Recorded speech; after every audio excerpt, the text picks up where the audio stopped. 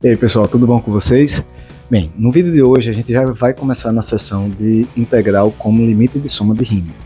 Mas para fazer essa demonstração a gente primeiro tem que passar por o teorema que é devido a Darboux, que a gente vai mostrar que o limite da soma superior quando a norma da partição tende para zero é igual à integral superior.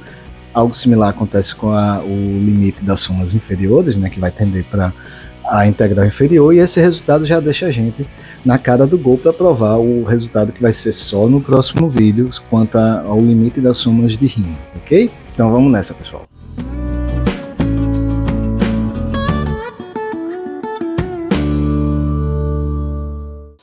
E aí, pessoal, hoje a gente vai mostrar a igualdade da integral como limite de somas de Riemann. Beleza? Então a gente primeiro tem que definir o que é a soma de Riemann e provar algumas coisas antes. Então antes de definir o que é a soma de Riemann, eu quero definir para vocês o que é a norma de uma partição. A norma de uma partição P do intervalo AB nada mais é do que o maior comprimento dos intervalozinhos da partição. Beleza? A gente denota a norma como um módulo de P. Beleza? Então a partição quebra o intervalo em N subintervalos menores. O maior comprimento desses subintervalos a gente chama de norma de P, ok? Claro que se a norma de P tende para zero, isso significa que todos os comprimentozinhos dos intervalos estão tendendo para zero, ok? A gente vai primeiro demonstrar o teorema 6, lá do livro do Elon, que é devido a Darboux, tá? Darboux foi quem deu essa definição de função integrável a partir de integral superior e inferior, que é vista aqui no livro do Elon, que é o que a gente seguiu aqui no nosso curso, mas que também é visto em outros livros, por exemplo, de Jairo segue a mesma ideia, o livro do Geraldo Ávila segue a mesma ideia, ok? Então o que a gente vai provar agora é que, dado uma função f limitada, para todo epsilon positivo dado, existe um delta positivo tal que, se a norma da partição P for menor do que delta, então a soma superior de f em relação à partição P é menor do que a integral superior mais epsilon. Veja que isso aqui equivale a dizer, pessoal, que a soma superior, dado um epsilon, existe um delta, de maneira que a soma superior menos a integral superior, lembrando que isso aqui é positivo, né? Então isso aqui é a mesma coisa que o módulo dele, é menor do que epsilon. Tá? Então, dado um epsilon, existe um delta tal que essa diferença é menor do que epsilon se a norma da partição P for menor do que delta. Em outras palavras, o que a gente está provando, pessoal, é que o limite das somas superiores de f quando a norma da partição tende para zero é igual à integral superior. Certo? Então, o que a gente está provando é esse limite. Em outras palavras, é isso. Uma coisa que é bastante interessante, pessoal, é que aqui a gente está dizendo o seguinte, olha, se a norma da partição for menor do que delta, essa desigualdade aqui ocorre, independente como você particione o intervalo. Desde que a norma seja menor do que delta, essa desigualdade vai valer, ok? Então, essa aqui é o interesse desse teorema. Tá? Lembrando que, na verdade, a gente está provando esse limite, ok?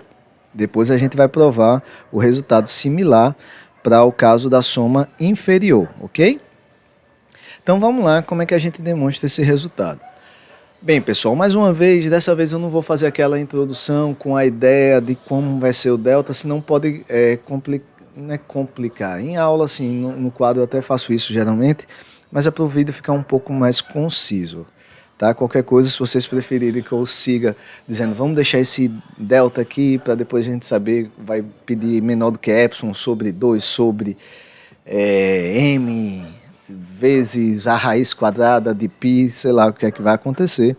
Ou seja, como é que a gente determina o delta, se vocês preferirem isso, deixem aí nos comentários que a gente vai explicando. Mas eu já vou explicar mais ou menos aqui, ok? Inclusive eu deixei aqui já aberto, né? Delta menor do que um epsilon sobre 2. Interrogação, justamente porque eu quero que a gente discuta um pouquinho sobre isso.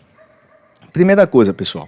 Dado um epsilon positivo, como, por definição, a integral superior de f é igual ao ínfimo das somas superiores, preste atenção, o ínfimo das somas superiores, ou seja, O ínfimo é a maior das cotas inferiores. Se eu é a maior das cotas inferiores. Então, se eu somar qualquer valor positivo a essa maior das cotas inferiores, esse resultado deixa de ser cota inferior, ou seja, tem alguém do conjunto menor do que esse valor, ok? Então, dado um epsilon positivo, quando eu somo epsilon sobre 2, que também é positivo, com a integral superior de f, isso deixa de ser cota inferior para somas superiores e logo existe uma soma superior de f que é menor do que isso. Quando eu digo que existe uma soma superior de f que é menor do que esse valor, eu estou, na verdade, dizendo que existe uma partição P0 de maneira que a soma superior de f em relação a essa partição P0 dá menor do que a integral superior mais epsilon sobre 2. Ok? Uma coisa que eu esqueci de falar aqui no início, pessoal, peço desculpa, mas a gente vai supor primeiro o caso que a função é maior ou igual que zero, ok? Depois a gente prova o caso geral, beleza? Então vamos primeiro supor que a f é maior ou igual que zero, vocês vão ver já já porque que a gente vai supor isso. Depois a gente prova o caso geral. Então existe uma partição P0 que satisfaz essa desigualdade, ok, pessoal?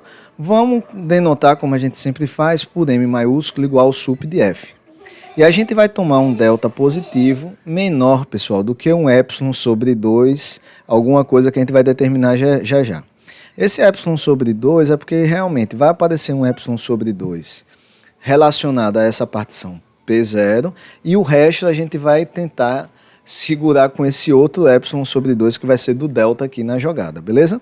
Mas vai aparecer algumas constantes que aí a gente volta aqui e tenta reorganizar. Vai pedir esse delta menor do que esse epsilon sobre 2, alguma constante ali, beleza? Então, seja R, pessoal, uma partição de R0 até RK, satisfazendo que a norma da R é menor do que esse delta que eu ainda vou determinar para vocês, beleza? Vamos supor que essa seja uma partição R qualquer, desde que a norma dessa R seja menor do que delta. O que vai acontecer aqui é o seguinte, pessoal. Eu fiz aqui um esboço, tá? Vamos ver se vocês conseguem me entender aqui. Eu botei uma legenda do lado, vou dar um zoom para ver se vocês conseguem entender. Olha, eu marquei aqui de preto, pessoal, os pontos da partição P0. A P0 é aquela que satisfaz a desigualdade lá em cima com epsilon sobre 2. Então aqui eu marquei os pontos da P0. Ok? E aí depois eu marquei, que são os de preto. Depois eu marquei de vermelho a partição dos pontos da função da partição R. Eu marquei de vermelho os pontos da partição R, que é aquele que satisfaz a norma menor do que delta. Beleza? Fiz um monte de ponto aqui, só para a gente ter uma ideia. O que vai acontecer? Prestem atenção. Alguns intervalozinhos da partição R vão estar contidos em intervalos da partição P0. Por exemplo, ó, o primeiro intervalo da partição P0 é esse daqui, ó, chega do início até cá, beleza? O primeiro intervalozinho que eu escolhi aqui aleatoriamente da partição R é esse daqui. Esse intervalozinho está contido em um intervalo da partição P0. Esse segundo da partição R também está contido em um intervalo da partição P0.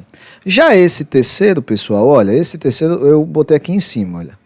Esse terceiro, que seria desse ponto vermelho até esse, ele não está contido em nenhum intervalo da partição P0. Por que não? Porque, olha, eu tenho um ponto da P0 aqui. Então, o primeiro intervalo vem até esse, o segundo vai até lá. Esse daqui até aqui não está nem no primeiro nem no segundo, beleza? Então, eu marquei aqui em cima de roxo justamente os intervalos de R que não está em nenhum intervalo da partição P0. E eu botei aqui de azul embaixo os intervalos de R que estão contidos em algum intervalo da partição P0, ok? Então, mais uma vez, o que eu estou afirmando é algo muito simples. Existem alguns intervalos da partição R que estão contidos na partição, em algum intervalo da partição P0, e existem alguns intervalos da R que não está contido em nenhum subintervalo da partição P0. Agora, um fato é, esses intervalos que eu botei aqui de roxo aqui em cima, tá? Todos esses que não está contido em nenhum intervalo da partição P0 é porque tem algum ponto da partição P0 neles, beleza? Então, pessoal, um fato é, o intervalozinho de R que não está contido em nenhum intervalo da partição P0 é porque deve conter algum desses pontos de P0 aqui interior ao intervalo, beleza? Então eu tenho no máximo, no caso aqui, vou botar N, tá?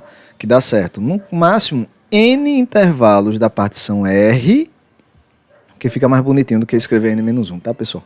Então eu tenho no máximo N intervalozinho da partição R que não está em nenhum intervalo da partição P0, ok?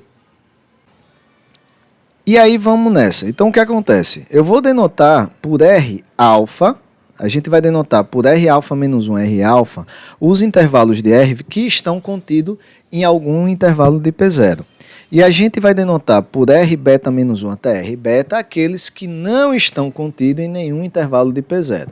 Qual é o ponto, mais uma vez, que tem no máximo, N intervalos dessa forma beta. Isso aqui é importante para a gente, porque se a gente não conseguir estimar a quantidade, ia dar errado na estimativa da gente ali embaixo. Ok? Tá. Ponto. E aí o que acontece? Agora a gente vai usar a hipótese que a gente forçou ali da f ser maior ou igual que zero, que é o nosso caso inicial, beleza? Preste atenção. A gente vai denotar por alfa contido em I para significar que o intervalo de R alfa menos 1 até R alfa está contido no intervalo TI menos 1 até TI, ok? Nesse caso, se isso acontecer é porque eu tenho essa continência. Então, é claro que o sup da função nesse intervalo é... Eu tinha escrito errado, troquei aqui e apaguei, tá? O sup da função no intervalo menor é menor ou igual do que o sup da função nesse intervalo menor, ou seja, o m alfa é menor ou igual que o mi. Além disso, a soma dos comprimentos de todos os intervalos R alfa que está contido no mesmo TI menos 1 TI é menor ou igual do que o comprimento do intervalo TI. O que eu estou dizendo é o seguinte, pessoal. Pense nesse primeiro intervalo TI, seria de T0 até T1. Veja, eu tenho esse R contido nele e esse intervalo R contido nele. O próximo já não está. É claro que quando eu somo o comprimento desses dois de R que está contido nesse primeiro intervalo de P0, a soma desses dois comprimentos é menor do que o comprimento do intervalo de P0 que contém esses dois intervalos, beleza? Porque ele contém, beleza? Então é isso que eu estou dizendo aqui, olha, a soma dos intervalos R alfa dos alfas que estão contidos no TI-1 até TI é menor ou igual do que o comprimento desse intervalo TI, beleza? Agora uma coisa aqui importante, que é onde a gente vai usar a hipótese, todo mundo aqui é maior ou igual que zero, pessoal. Todos os números aqui são maiores ou iguais a zero. Então o que é que vai acontecer? Veja, eu vou estimar aqui, preste atenção, eu vou multiplicar esse cara por cada um desses intervalos e fazer a soma, beleza? Então, quando eu estimo aqui o somatório de M alfa, que é o sup de F no intervalo, vezes o comprimento do intervalo R alfa, aqui eu estou pegando só os intervalos R alfa que estão contidos no mesmo I.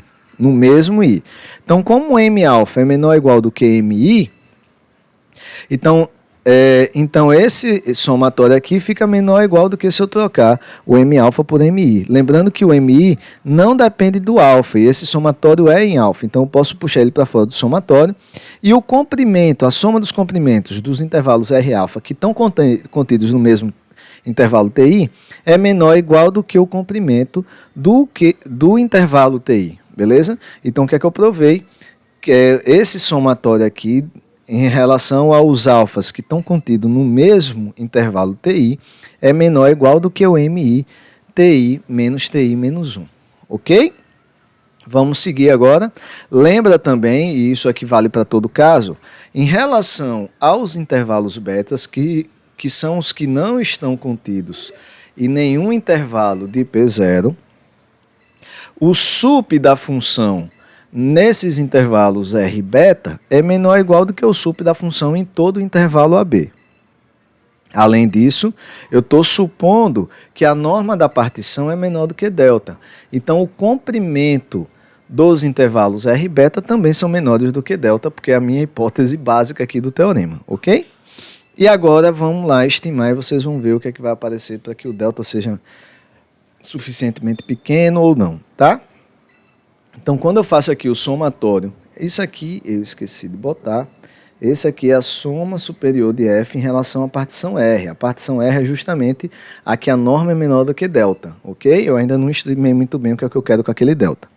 Então, vou separar esse somatório entre os intervalos R alfa, que são os que estão contidos em algum intervalo TI, e os intervalos R beta, que não estão contidos em nenhum TI. Lembrando que aqui eu tenho no máximo, eu vou fazer uma anotação que não é usual, tá? Eu tenho no máximo N betas, beleza? Aqui eu já escrevi de vermelho em cima, tá? Isso aqui vai ser importante, vocês vão ver agora. Então, separei. O que acontece? A gente já provou que esse somatório aqui é menor ou igual do que os somatórios dos TIs, beleza? Aqui sim, de todos os TIs, né? De TI 1 até do I1 até o N, beleza? E esse primeiro pedaço, pessoal, é a soma superior. Esse primeiro pedaço é a soma superior da F em relação à partição P0, que é aquela que está fixada, que nela vale... Eita, eu já vou escrever aqui embaixo até, peço desculpa. Essa primeiro pedaço é justamente a soma superior da F em relação à partição P0. E lembra que essa soma superior é menor ou igual do que a integral superior mais epsilon sobre 2. Então, eu já tenho uma parte que eu quero, porque eu quero que essa coisa seja menor do que a integral superior mais epsilon. Então, eu já tenho uma parte boa, um epsilon sobre 2. O que é que eu preciso? Eu preciso provar que essa segunda parte é menor do que a epsilon sobre 2 para fechar, beleza? E aqui está a jogada em relação à norma da partição e a jogada que tem no máximo N intervalos aqui desse tipo beta, que não está contido em nenhuma da partição P0, ok? Então, o que acontece? Essa coisa aqui eu consigo estimar o sup da função em cada intervalozinho R beta pelo sup total da função, beleza? Além disso, o comprimento de cada intervalozinho desse é menor do que delta. E aqui eu fico com um somatório N vezes, eu poderia ter deixado o delta aqui, tá ligado? Aqui, ó, eu vou botar até aqui de propósito. O delta aqui não está dependendo de beta, ok? Então, eu estou somando o delta no máximo N vezes. Então, esse somatório aqui é menor ou igual do que N vezes delta, beleza? Mais uma vez, pessoal, eu já tinha aqui o que eu queria, mais epsilon sobre 2, eu quero que isso aqui seja menor do que epsilon sobre 2. Então, para isso, o que é que eu vou pedir? Eu vou pedir que esse cara seja menor do que quem? Eu vou pedir que esse cara seja menor do que epsilon sobre 2m vezes n, beleza? E aí fecha certinho. E agora a gente tem, né, que é justamente essa soma superior da F em relação a essa partição R que tem norma menor do que delta, é menor do que a integral superior mais epsilon, que era o que eu queria demonstrar. Logo, o limite das somas superiores de F, quando a norma da partição tende para zero, é justamente a integral superior de F, beleza?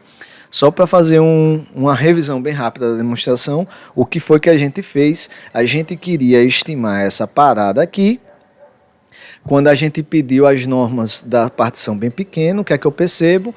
Eu já tinha uma desigualdade boa, já da definição de integral superior, beleza? Eu já tinha uma desigualdade boa para uma partição P0, beleza? Quando eu faço uma partição R qualquer, eu percebo, olha, alguns subintervalos estão dentro da partição P0 que já satisfaz uma coisa boa, esses aí eu não vou me preocupar tanto, porque ela já está lá dentro da P0. As outras é que eu vou me preocupar em estimar o comprimento, beleza? Só que aí o que é que eu percebo? Tá, aquela partição P0 tem N intervalozinhos. Então, aqui, essa quantidade de intervalozinhos que não está em nenhum daqueles tem no máximo N intervalozinhos desse. Então, eu consigo estimar essa parada aqui. Eu tiro o sup nos intervalos pelo sup total da função e faço esse negócio ficar pequeno o suficiente, lembrando que eu tenho no máximo N intervalos disso, pequeno o suficiente, de maneira que esse somatório dê menor do que o epsilon sobre 2, que era o que eu faltava para eu dar aqui o epsilon que eu queria, tá? Foi um resumo aqui muito resumido, espero que dê para entender, tá? Agora lembra, pessoal, eu não fiz o caso que a função f é geral, eu fiz só o caso que a função f é maior ou igual a zero. E como é que faz o caso geral? É bastante simples, tem um exercício ali que eu vou deixar para vocês, mas é simples. Veja, suponha agora que a f é limitada, mas que pode ser negativa em alguns pontos, né, positivas em outros, né? Ou seja, não tem nenhuma restrição dela ser maior ou igual que zero, ok? Tá, mas ela é limitada por definição. Então, se ela é limitada, existe algum c que quando eu somar a esse c, esse resultado da f mais essa constante c vai dar maior ou igual que zero. Vamos chamar essa função de g. O que é que acontece, pessoal? A g está dentro das hipóteses do teorema, beleza? A g está dentro das hipóteses do teorema. Então, dado o epsilon positivo, existe um delta, de maneira que se a partição tiver módulo norma menor do que delta, então vale a desigualdade para a g. Só que se liga, do lado de cá eu tenho soma superior da g em relação à partição P. Quem é g? G é f mais uma constante. Então o exercício para vocês simples de fazer, prove que a soma superior da g em relação à partição P é a soma superior da f mais c vezes b menos a. Prove também que a integral superior da g é igual à integral superior da f mais c vezes b menos a. Então, o que é que acontece aqui? Se a norma da partição for menor do que delta, vale essa parada aqui. Só que isso é igual a esse valor e isso é igual a esse valor. Beleza? Então, eu substituo isso por isso, eu chego nisso. Substituo isso por esse valor, eu chego nisso aqui. Beleza? Aí o que é que eu percebo? Eu tenho aqui C vezes B menos A, CB vezes B menos A, corto dos dois lados, e aí eu chego no que eu queria. A soma superior da f é menor do que a integral superior da f mais epsilon, desde que a norma da partição seja menor do que delta, ok? Isso, independente se a função é maior ou igual a zero ou não. Vamos agora provar pelo menos o corolário, não vai dar para fazer nesse vídeo a definição de integrais de somas de rima, né, e o teorema lá, mas vamos fazer agora um corolário, que é justamente o das somas inferiores, beleza? Eu achei mais fácil demonstrar assim, que é igual que tem a demonstração do livro do Elon, beleza? Eu acho mais direto do que tentar mostrar direto esse resultado, beleza? Então a gente vai provar o que agora? Que o limite das somas inferiores, quando a norma da partição tende para zero, é igual à integral inferior. Isto é, dado um epsilon positivo, existe um delta positivo, de maneira que, se a norma da partição for menor do que delta, então a integral inferior da f em relação à partição é maior do que a integral inferior menos epsilon. Eu não sei se eu falei certo aqui. A soma inferior da f em relação à partição P é maior do que a integral inferior menos epsilon. Eu acho que eu falei errado na primeira vez. Mas veja, mais uma vez, pessoal, por que isso implica na história do limite? Nesse caso, olha, passa a soma para o lado de lá, passa o epsilon para o lado de cá, eu ficaria com epsilon maior do que a integral inferior de A até B de f, menos a soma inferior de f em relação à partição P. Lembrando que isso aqui é positivo porque a integral inferior é sempre maior ou igual do que as somas inferiores. Então, o que eu estou provando é, se a norma da partição é menor do que delta, então vale essa desigualdade. Isto é, esse negócio aqui está tendendo para esse número quando essa norma tende para zero. Então é por isso que é isso que a gente quer provar. O limite da soma inferior, quando a norma tende para zero, dá a integral inferior.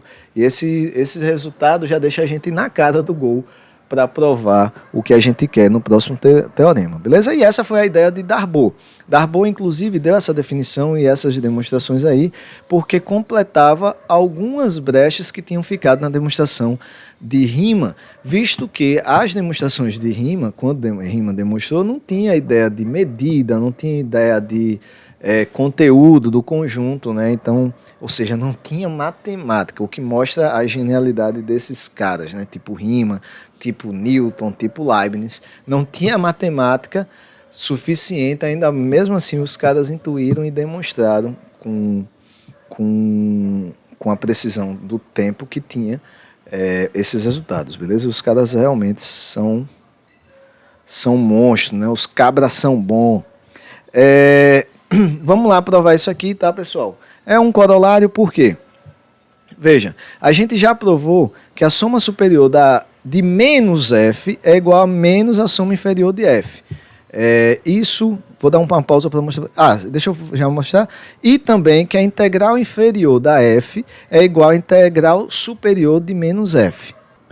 A gente provou isso aqui, pessoal. Olha, a da soma inferior, a soma superior de menos f é igual a menos a soma inferior de f, está no meio dessa demonstração. O resultado a gente provou nesse lema aqui, pessoal, olha, que é aqui, da integral, beleza? Se o c for negativo, nesse caso é menos 1, a integral inferior de c vezes f é igual a c vezes a integral superior de f. Tá? Isso aqui eu escrevi como lema do teorema 4 do livro Fino do Elo. Lá no livro Fino do Elo não tem o lema, a demonstração do lema está dentro da demonstração do teorema, beleza? Mas está alguns vídeos aí anteriores, pessoal, vocês dão uma olhada lá, ok? Mas a gente já provou essas igualdades aqui, tá? Isso aqui realmente já está, inclusive no lema mesmo, enunciado, essa igualdade está demonstrada dentro da demonstração do lema. Então, beleza, vamos lá. Então lembra que a integral superior de menos f é igual a isso, a soma superior é igual a isso, e a soma superior de menos f é igual a menos a integral inferior. Eu falei tudo bagunçado, velho. Mas vocês me entenderam, não vou repetir não. Então, pelo teorema anterior, pessoal, dado um epsilon positivo, existe um delta de maneira que se o resultado do teorema está valendo para integrais superiores, tá? Beleza, pessoal? Então, eu vou usar o teorema em menos f, ok? Eu vou usar o teorema em menos f. Então, dado um epsilon positivo, existe um delta positivo, tá ok? Se a norma da partição for menor do que delta, então a soma superior de menos f em relação à partição P é menor do que a integral superior de menos f da mesma função, tá? Eu poderia ter chamado aqui de g, a soma superior de menos f é menor do que a integral superior de menos f mais epsilon. Só que lembra, pessoal, a soma superior de menos f é menos a soma inferior de f. A integral superior de menos f é igual a menos a integral inferior de f. É só jogar um para lá, outro para cá, você vai chegar no resultado que você queria. A soma inferior de f é menor do que a integral inferior de f menos um epsilon. Beleza? E com isso a gente conclui o que a gente queria demonstrar, que é esse resultado. E aí só para vocês se ligarem o que é que a gente está provando, que se a norma da partição tende para zero, a soma superior dela tende para a integral superior e a soma inferior tende para a integral inferior. Se a função for integrável, então tanto a soma superior quanto a inferior está tendendo para a própria integral, beleza? Isso é o que a gente vai precisar para na próxima definição, no próximo teorema, no próximo vídeo, quando a gente vai ver as integrais como limites de soma de rima, tá bom, pessoal? Mais uma vez, obrigado pela paciência. Se tiver alguma dúvida, alguma pergunta, algum comentário, pode deixar aí. E alguma sugestão também de melhoria ou para explicação para os vídeos, a gente vai ser sempre feliz em ouvir e tentar, claro, melhorar. Beleza, pessoal? Mais uma vez, obrigado. Vamos lá, até o próximo vídeo.